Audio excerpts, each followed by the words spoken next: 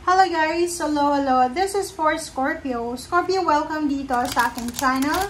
Kapalaran 888, welcome guys. Alamin natin kung anong messages, vibration, gabay, energy para sa lahat ng Scorpio. Okay, so doon sa mga dati kong subscribers, thank you sa inyong lahat guys sa patuloy na pagsubaybay dito sa aking channel. And eto naman sa mga bago kong subscribers, thank you guys and welcome.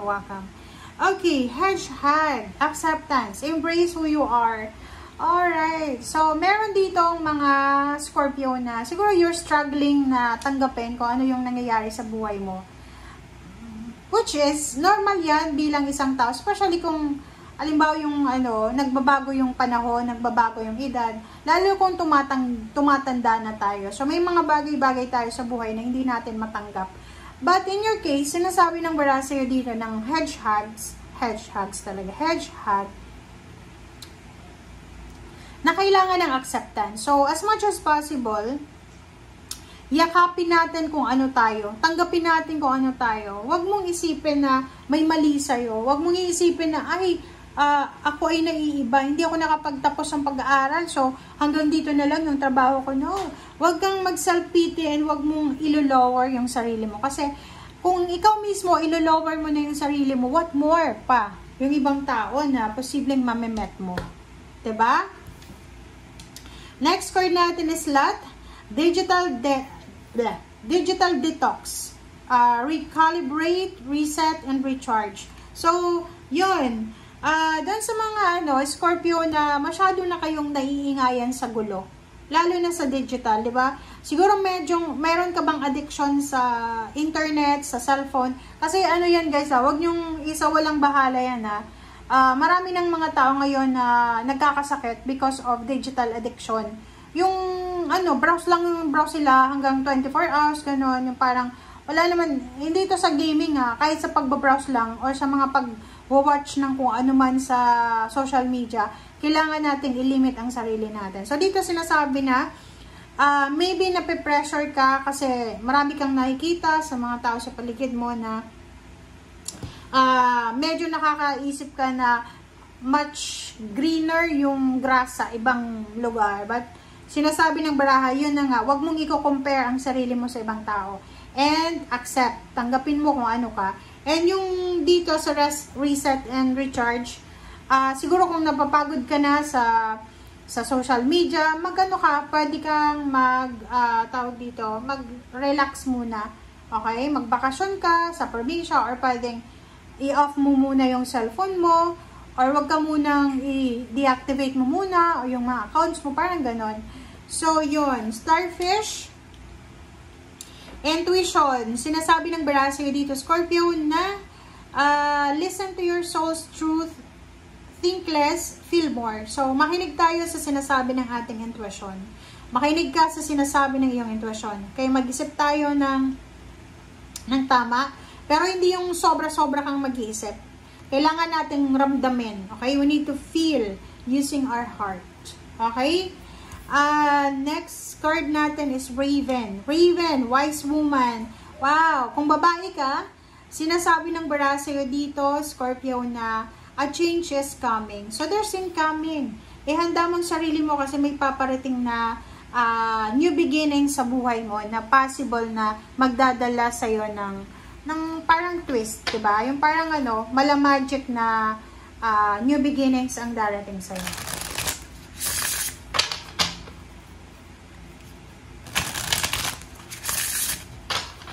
Okay.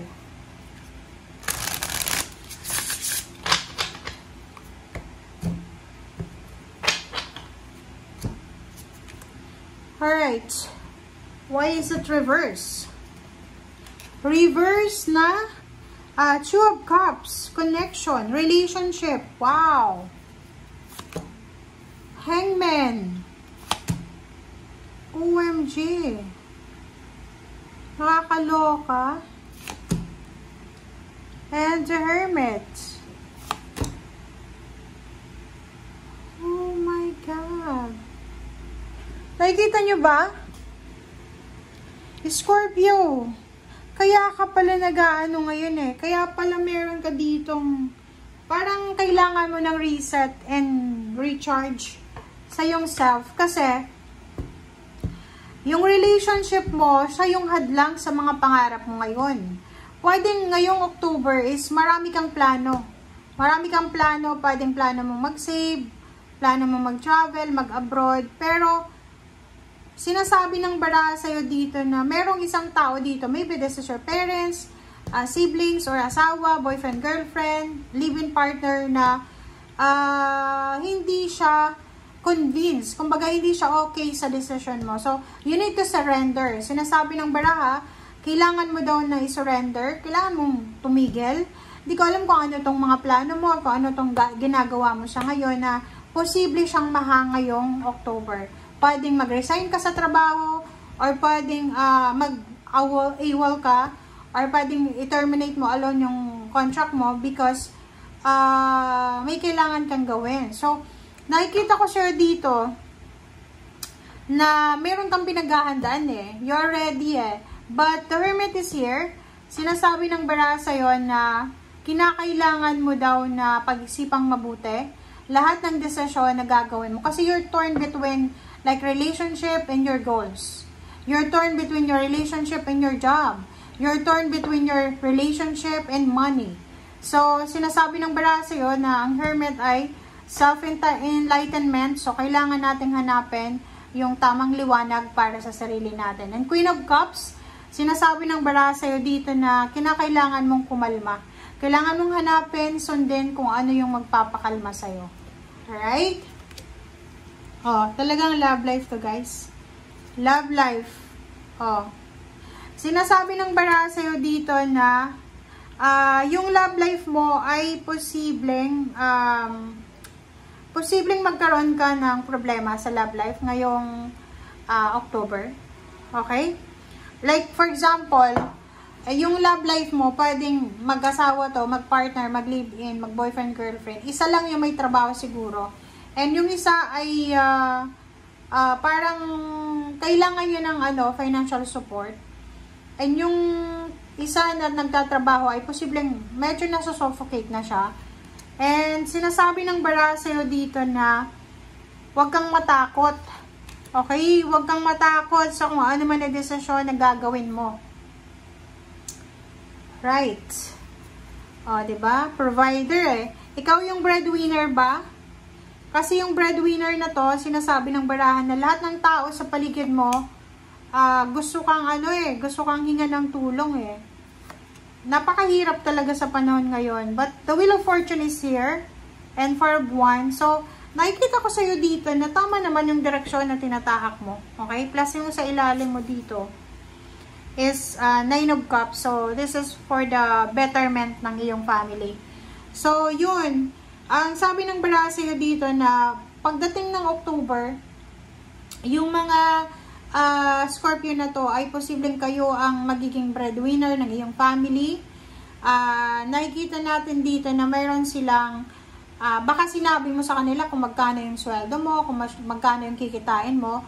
So, meron ka sigurong kapamilya or maybe relatives or asawa, boyfriend, girlfriend or kung sino man na akala nila you're earning a lot of money, diba?